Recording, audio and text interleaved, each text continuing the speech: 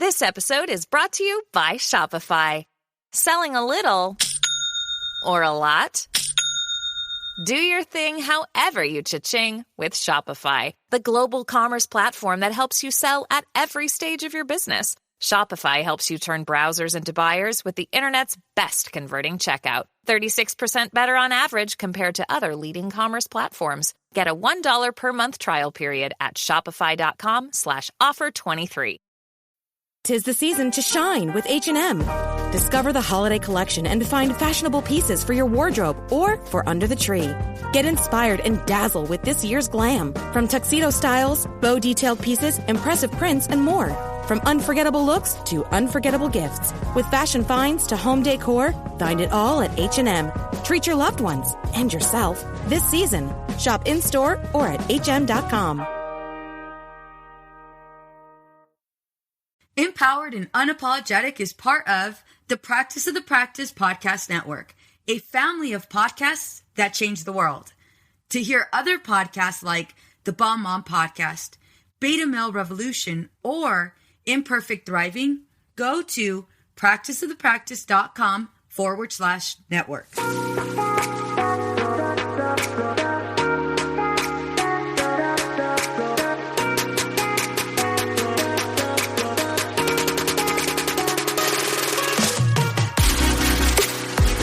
Have you ever thought, how did I manage to lose myself?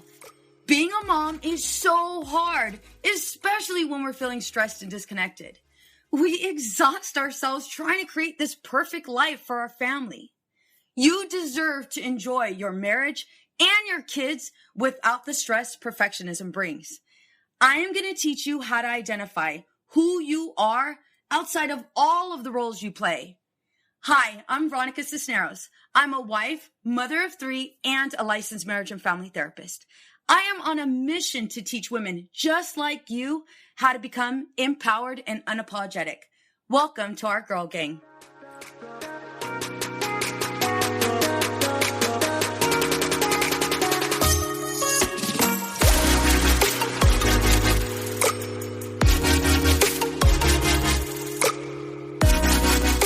Hey ladies, welcome to Empowered and Unapologetic. I'm your host, Veronica Cisneros.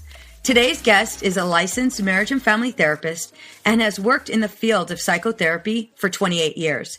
She is the manager and director of the Loma Linda University Behavioral Medicine Center in Murrieta, California, and also has her own private practice in Murrieta.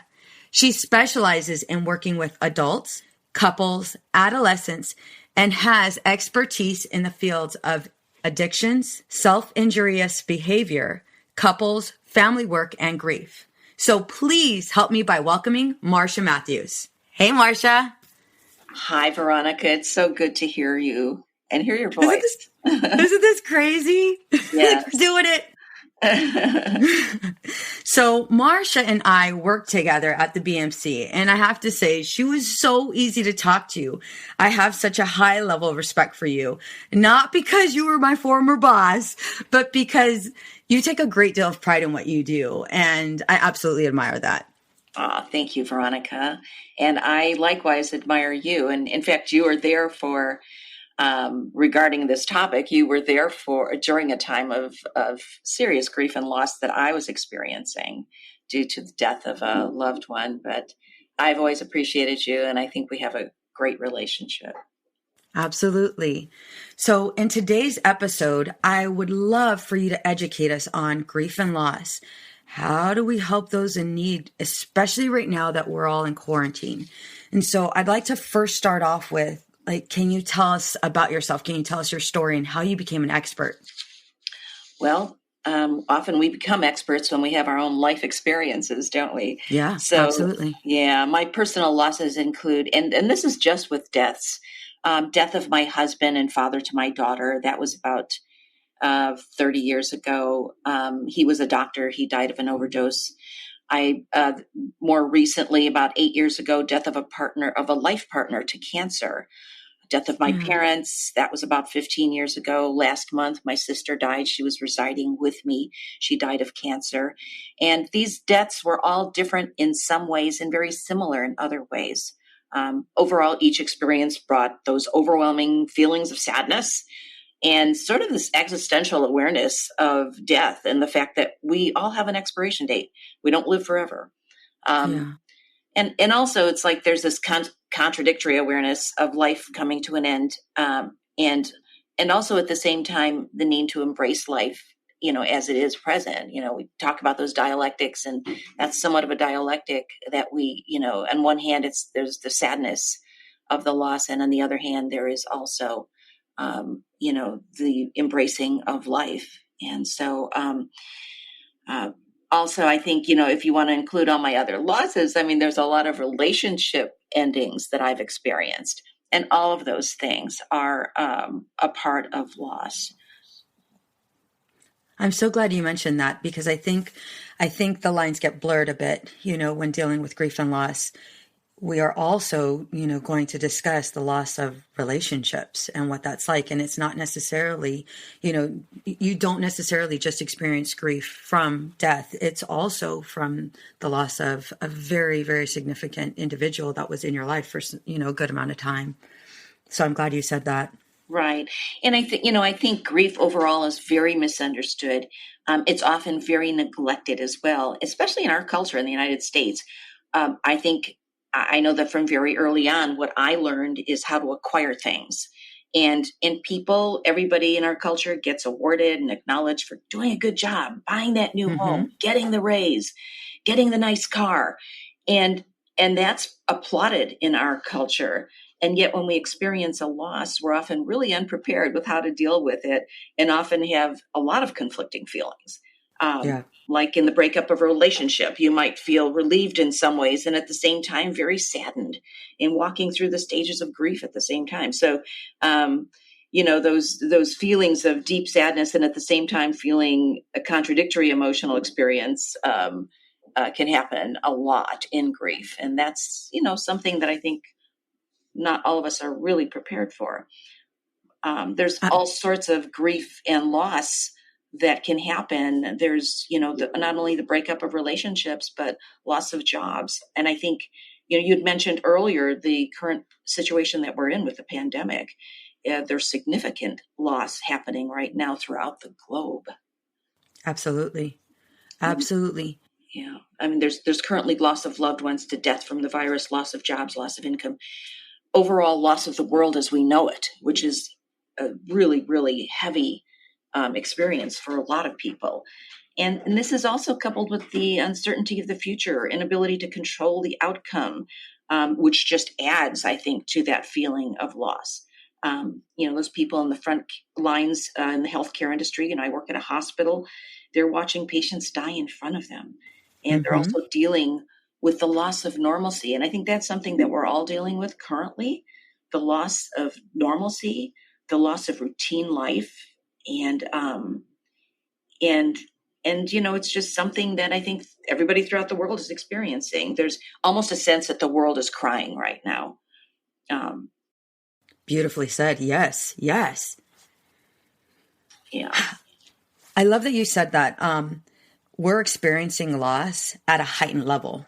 And, we all know somebody that either currently has it or may have recently died from it. I just received news that one of our really good friends that, when we lived in New York, they took us on as, they took us in his family, and, he has just lost his mother due to the virus. And I have a couple of my clients who are currently struggling with, not being able to attend to their family members' needs because they're quarantined. I have friends, same thing. So it's all of us experiencing this at this time. And so one question I wanted to ask is how do we refrain from losing ourselves when our partner or friend is ill? And how common is this? Because I don't think people are aware of how common, we lose ourselves in trying to go ahead and meet the needs of others. Absolutely. I so agree with that. And there is a part of the normal grief process is walking through some of the stages. Like Elizabeth Kubler-Ross has the 5 stages of grief, which are, initially shock and disbelief, where, you're almost numb to the experience. And then anger and, feeling angry that this person has left or that they died. And then the bargaining where you say, well, if I would have just done this, maybe this person wouldn't have died. Or if I would have made that phone call, maybe they wouldn't have taken their life. Or, you think of all these reasons, or even in the matter of relationship breakups, it's like, if I just would have said this, done this differently, then maybe the relationship wouldn't have ended. And then the depression, the real deep sadness that we experience, and eventually getting to a place of acceptance. And the stages don't go in that, but in this process, we are somewhat lost in the process. We're experiencing all these different emotions. And everybody's process is a little bit different. And so, the idea of getting lost in the grief process means to me partly that we will be somewhat lost. Part of our reality will be gone for a while. And then, and it's also important at the same time to not try to avoid the pain by staying away from relationships that can hurt me now, or to lose trust in the world. And I think that's something that probably everybody's experiencing globally right now, is a loss of trust. But this healing process is absolutely necessary to take place. And I think, one of the things that we can do in today's world is to focus on that contradictory feeling we might also have in that there's this newfound experience in family relationships, a feeling of relief at being able to stay at home, rather than being involved in the day-to-day anxiety-producing work life and and just recuperation. And if we can remember to focus on trying to look at where the glass is half full, it can help to get us through that a little bit better. And as far as, the actual loss or the death of a loved one, I think it's unavoidable. We will be feeling that sense of disconnect at times. We'll feel this sort of shroud. I know that for myself, I think one of the losses in my life with the loss of my husband, my daughter's father, several years ago, it was a sudden, unexpected death to an overdose. And for months, I felt this shroud. It was almost like there was this huge shroud that just encompassed me, and I felt really unable to break free. I was almost stuck in this place of despair, depression, sadness. It was really difficult for me to break out of that.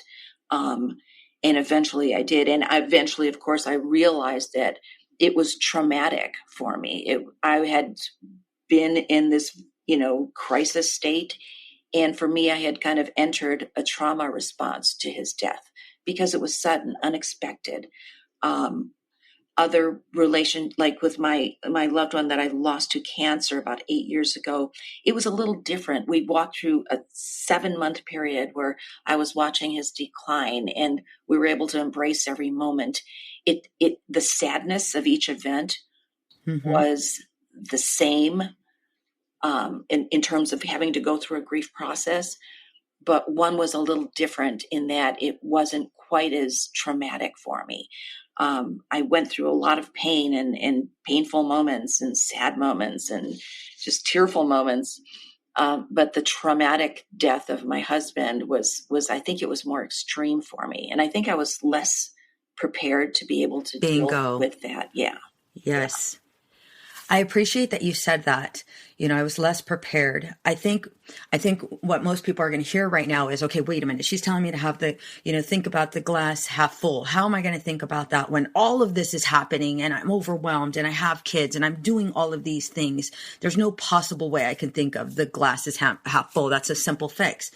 And I also appreciate you tying in being able to go through that process. So those months that you and your partner, were going through it. And I remember him being diagnosed. I remember the doctor appointments. I remember the back and forth with, given all of this information. One thing that I admire though, is throughout the entire process, you allowed yourself to feel the emotions. And this is why being able to go ahead and see it as the glass half full is a bit easier, because if you allow yourself to feel it in those moments versus what everybody else does, which is brush it under the rug, pretend like it's not happening, distract yourself with 50,000 tasks, that's going to get you nowhere. But if you're actually able to feel it and respond to it in that moment with your partner, with your family, you're going to be at a better state than if you ignore it. Can you speak to that? Like the people that actually ignore it? Absolutely. And I thank you, Veronica, for being there for me when I was dealing, about 8 years ago with the loss of my partner to cancer. And every day I did come into work and I processed it with people. And I was a little bit, we're never prepared for the actual end of someone's life, but at least I had people to talk with about it along the way. And when the final moment came where he made his transition, I was, like I said, a little bit more prepared. But, I think one of the things that we have a problem with, especially in this culture, once again, is that idea that at some point I'm going to be getting over a loss, or I'm going to get complete with a loss. And we use those expressions a lot. And yet I don't know that we always do. I think for the most part, we get to a place where the memories and sadness, and also the memories of those sacred moments that we've shared with someone will still be there for us, and we'll carry this with us, and it'll be less burdensome. But you can move to a place of having a deep appreciation for having known someone that you lost. So it's kind of more of the state of acceptance, where it's in radical acceptance. We talk about radical acceptance, finding something acceptable in the unacceptable. And although it's unacceptable that I've lost this person, I find acceptance in that. And again, practicing radical acceptance in what's happening in our world today with this pandemic, it's finding acceptance in the unacceptable. This is unacceptable that things are happening, that people are dying at such a high rate. It's unacceptable that, people are getting sick and we're having to stay in our homes, that we're losing jobs, losing income. Things are happening globally that is really frightening and, again, unpredictable. And at the same time, I think finding that place eventually of acceptance, radical acceptance. And that is like, I don't like it. I don't get it. I wish it weren't happening. And I absolutely have no control in this situation. So I have to just reach a place of, this is the way it is. This is my new reality. I'm going to move on with my life as it is. And things will change. Yeah, things won't be the same. But I'm going to just find and embrace what's happening. Absolutely. And embrace that I'm doing everything possible to make this a healthy world for everyone else by staying home, by maybe not being able to go to my job, by maybe having had to let go of a loved one, and things like that. But it's a long road towards acceptance. I think that with acceptance, I know that with all of my losses, I've had to find the sadness first. I've had to find the lack of forgiveness in myself and other people for leaving me. And it's a long road to finding that place where I can actually say, yeah, I'm get it. I embrace what is. I don't like it, but I find acceptance in the way things are today.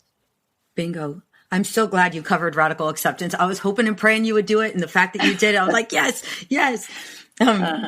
Radical acceptance is a coping skill that we educate, our clients on how to go ahead and accept something that we cannot change. We don't have the power to change. So I'm so glad you said that. I have a VIP membership group, and one of the ladies in that group, I let them know that you were going to be on, and they're super excited. So I have some questions from them. Following what you just said about acceptance, Louise asked, how do you know if you are on the road to acceptance when those totally sudden bouts of complete sorrow still hit out of nowhere? That's a great question. And, I think that as we're on that path towards acceptance, we're going to have bouts with uncertainty and return of sadness. And I don't think the sadness is necessarily reflective of the fact that I haven't embraced and found acceptance in what is. I think that even if you look at what's happening in the world today with the pandemic, I think that we can find acceptance and try to, embrace the world as it is today and the things that we're going to have to be doing at this point, and at the same time feel a sense of sadness and loss at times. I don't think it takes away from being on that path towards acceptance.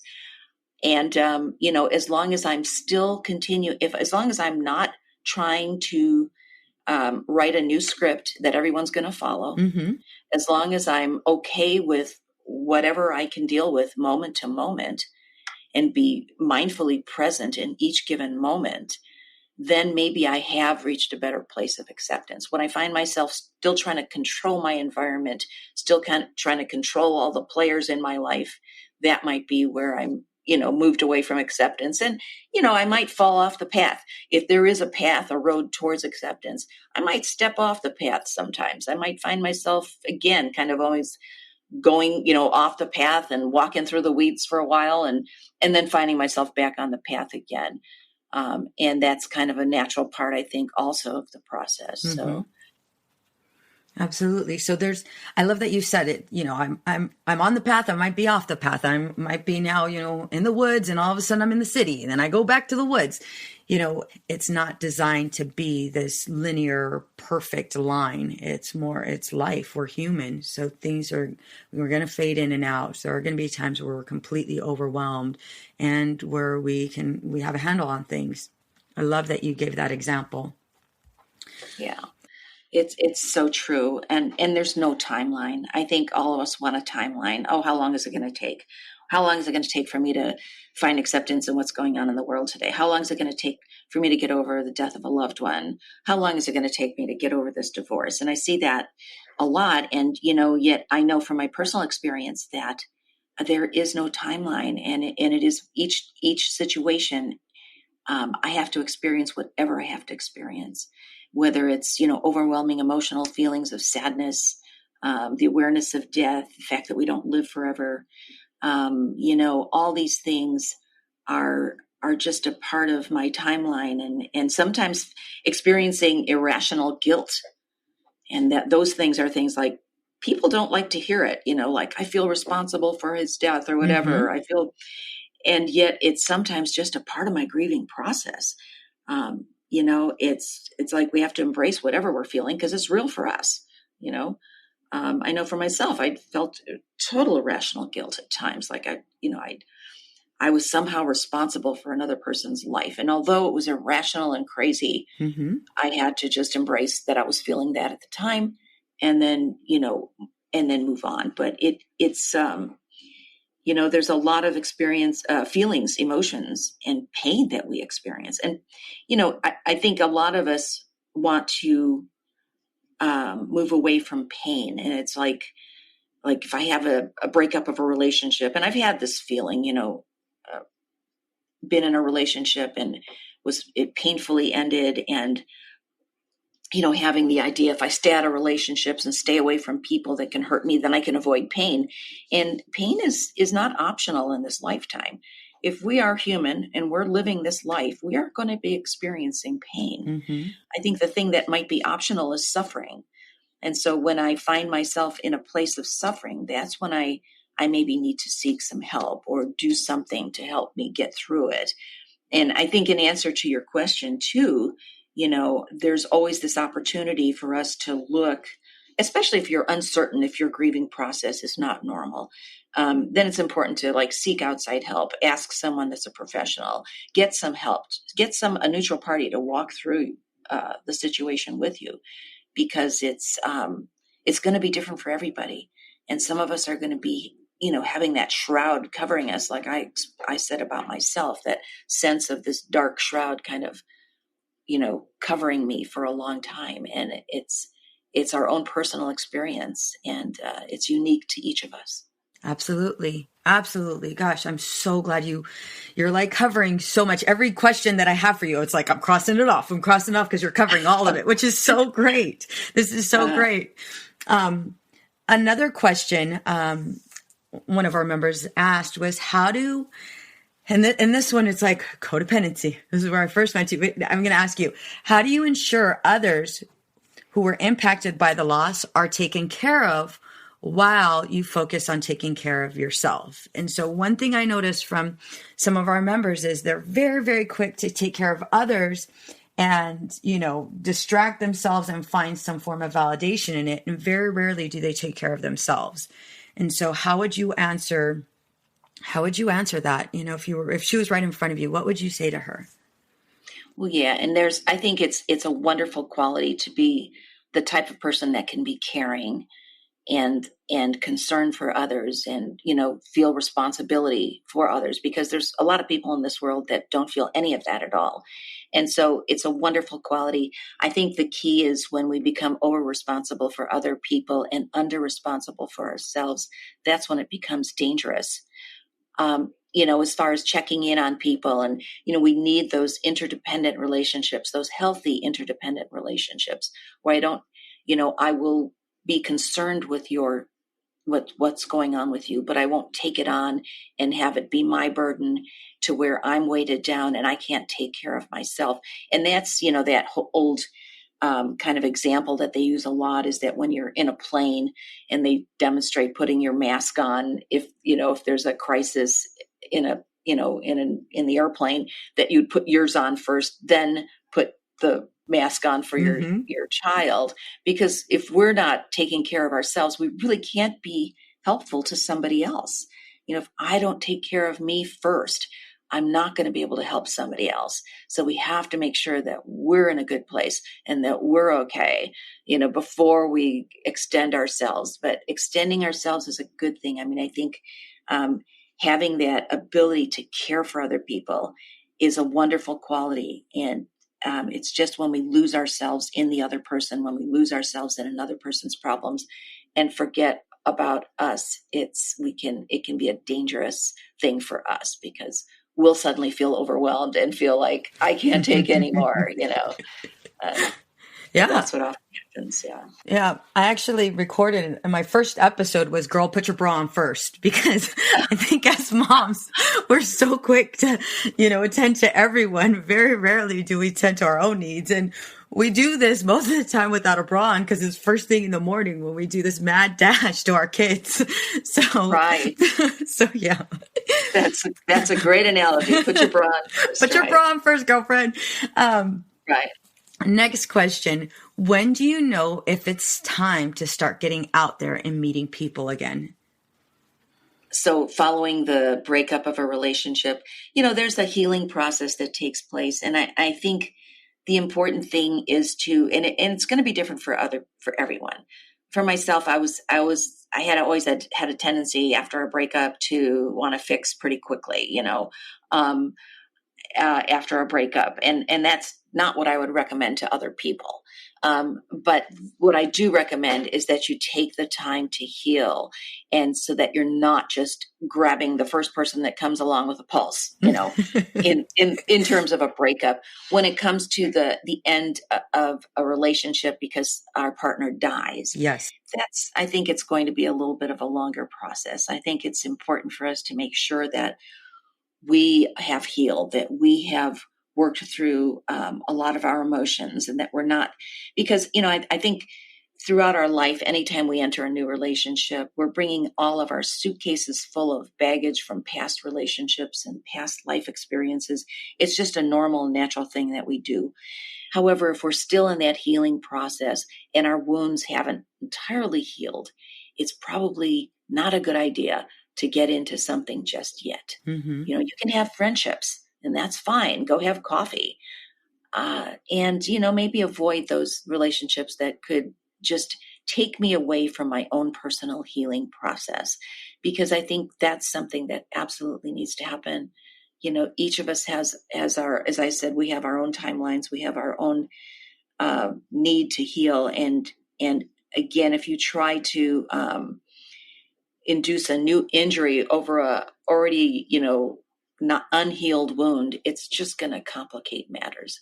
So for your own sanity and safety, just make sure you're in the right place, that you're in it for the right reasons. You're not just out randomly seeking anybody that comes along because you feel needy, but that you really feel, healed and ready for that new relationship. Yeah. I think also it's important to add that, when you do enter a new relationship too soon, now you're taking on stress that you might not be ready for. With you still attempting to recover and even accept what's happened, you taking on a new relationship and being with a new partner. Well, now you have this whole set, of other things that might come up with regards to, is this person even, is this even a compatible relationship? Is this healthy? And you might not have the strength or the voice to assert yourself and set some healthy boundaries. So I'm glad you hit on that. Absolutely. And I think too often, if it's a breakup of a relationship, and if it's something that took us by surprise, I think there's a lot of us that might experience distrust in the world, distrust in people, distrust in future relationships. It can really complicate future relationships, and it can create a lot of trust issues with the next relationship. So jumping into a new relationship when you totally haven't resolved some of your trust issues from the past one, you're probably going to have a lot of defenses, and you're not going to be able to be fully available. And I think with any new relationship, you want to be able to be available. You want to be fully available to the relationship. There's definitely a period of time where the healing needs to take place. However, the element of risk is always going to be present when you're putting your heart out. And it's a risk worth taking. And it's a risk worth taking when you feel like you have been to that place of healing, where you're not still, thinking obsessively about the past relationship, when you're not still obsessively worrying about what you've done wrong in the past relationship, when you've truly reached a place of acceptance in what's happened in the breakup. And that's a good, I think, maybe a good measure to take is, have I really reached acceptance in the past relationship? Am I okay with the way things are? And if I am, then maybe I'm ready for the next one. Absolutely. Absolutely. What do you say to someone who has suffered a loss through death? I know a lot of people. I remember when my dad had passed away, so many people had come up to me and said, I'm sorry.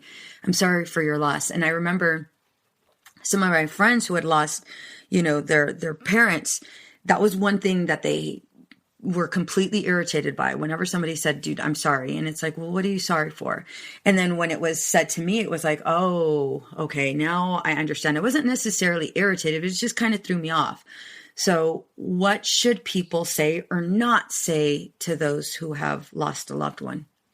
Oh, that is such a, that's really good, because again, it kind of goes back to our culture being so ill-prepared to speak with anybody about a loss. I think one of the things that we do, one of the big mistakes we make is, and this I can relate to my own personal experiences. Oh, you shouldn't feel that way, or don't, or don't beat yourself up about that. When I'm going through the bargaining stage of my own loss, I'm saying things like, maybe if I would have just done this, things would have turned out differently. Or maybe I should have stayed home more, but, because I didn't realize he was going to die so soon, and all these things. But that's kind of, to just validate wherever somebody's at. That's one of the best things you can do as a friend, as a family member, as a support for somebody, is to say, wow, I get it. You're feeling a lot of pain right now. Or, wow, I get it. You're feeling a lot of guilt about everything. Even though I don't agree with you about your area of guilt, I understand that that's where you're at right now, and I get it. So just to be able to validate someone for where they're at is important. We try to talk people out of what their experience is because we're so uncomfortable with death. We're so uncomfortable with loss. Some of the crazy things that people say to each other are like, oh, you'll get over it soon. Or, it's going to take about another month or so, and then you'll be okay. Or, just all these things that. Yeah, they're better off. They're in a better place, right? Exactly. They're in a better place now. You're really better off with the breakup of that relationship. He's, or yeah, that person's in a great place. They're not suffering. I mean, all these things are maybe true, but what people really want is, I think, just validation for what their current experience is. And validation, as you know, Veronica, means just saying, I get it. This is your experience. I validate that this is your experience right now. If there's anything I can do, let me know. And I get it that you're really sad right now, or you're got some real difficult feelings that you're dealing with right now. It's the best thing we can do. Absolutely. Absolutely. So final 2 questions that I ask every guest. What are you personally doing right now to live the life you want to live? Wow, that's quite a big question. Well, for one thing, I'm retiring, and for me, that was a huge loss of a lifetime of working. And suddenly I used to kind of see it as I was standing at the edge of a cliff that I was going to be falling off of. And I realized I have to change that visual.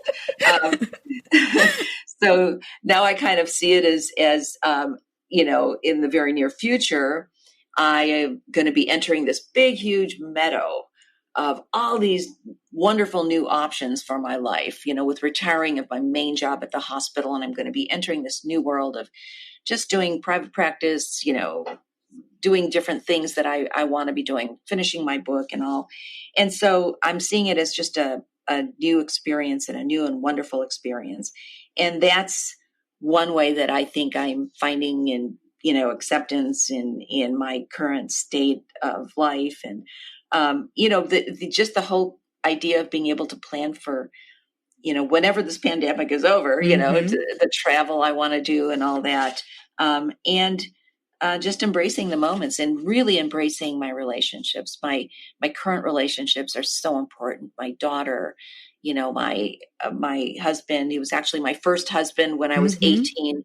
And we're back together again. So spending those sacred moments that we get to spend together are so important, and enjoying and appreciating each moment is so important. I preach that to other people, but for me, I need to also do that myself. I need to find that time where I can just be rather than be doing. So those are my goals. Beautiful. Beautiful. I'm going to be I'm going to be a part of that retirement ceremony. I got to be there. Okay. It might be a virtual ceremony. Hey, I'll take it. I will take it. I will host it if I have to. And when you write that book, you got to be back on this show. Oh, I will. I will definitely do that. All right. Last question. What advice would you give to the mom who feels stressed and disconnected? And imagine her, again, just standing right in front of you. What advice would you give to her? The mom who feels stressed and disconnected because of what's going on today, or just stressed and disconnected overall? Stressed and disconnected. Wherever you want to take it, Marsha, wherever you want to take it. Okay. I think that disconnect that sometimes we feel because of high levels of stress, and this is true for trauma as well, there is a component of disconnect that we start to engage in. And it's our own way of protecting ourselves at times. It's like, I'm so overwhelmed, I'm just going to disconnect. And I'm going to disconnect from everything and everybody because it's overwhelming to be in contact with anybody. So although that is a part of, resolving some of the issues that are associated with really high stress levels or even traumatic experiences, I need to somehow find my way back. So if I need to slow down my life, if I need to look around and just take time to smell the roses, take time to look at, there's actually poppies on the hills today. So, to take some time, pull over on the side of the road, just look at these beautiful orange flowers and just take some time for self. It is so important that we do that. We often have this baseball bat that we pound ourselves with, if we're not busy enough, if we're not productive enough, if we're not doing enough, it can be really tough. And so we just need to remember to take time for us. If I need to take a mini meditation in my own bathroom because the kids are running around, they're all home from school, I'm feeling overwhelmed and stressed, I need to maybe just take some time for me, because otherwise, again, I'm not going to be able to be there for the kids. I'm not going to be able to be there for other people. So yeah, taking time for me is real important. Taking time, I almost hate the expression to smell the roses, but It's really true. taking time to just look at nature. It's like there's evidence of, whatever your spiritual beliefs are. There's evidence of God or presence of the universe's power, or whatever way you want to look at it. There's or a higher power's presence in all nature, all situations. And if we take the time to slow ourselves down long enough, we're going to be able to see that, rather than looking at the negativity of all the situations that surround us. So for sure, taking the time and appreciating everything that we do have. Absolutely. Beautifully said. I agree 100%. So how can we find you for those that are in California and the Murrieta area, Temecula area? How can we find you? Well, let's see. I think I'm listed in Google, and I think my private practice is Googleable, but I actually have a practice in Murrieta. You can email me at marsha.matthews1@verizon.net, or contact me through looking for my private practice information. And I welcome anybody. I'm doing virtual sessions now with my private practice, and I welcome anybody that is interested in receiving any type of help. I'm going to tell you right now, ladies, she is absolutely amazing. Amazing. She trained me. She trained me to be the therapist that I am today. And I'm so very thankful and blessed that not only was she my supervisor, not only was she my boss, she's also a very dear friend of mine, and absolutely love and adore her. So thank you so much, Marsha, for coming on. Thank you, Veronica. You are your own superstar, and you know that. And you have done things that are just amazing to me. So yeah, thank you for being who you are. Absolutely. All right, ladies. See you later.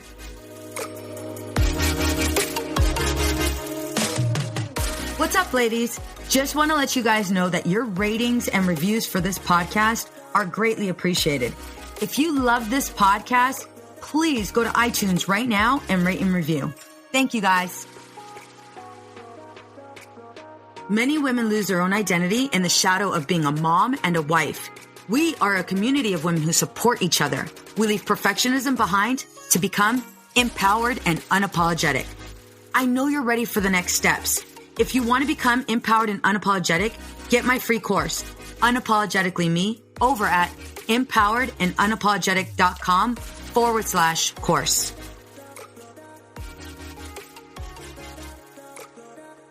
This podcast is designed to provide accurate and authoritative information in regards to the subject matter covered.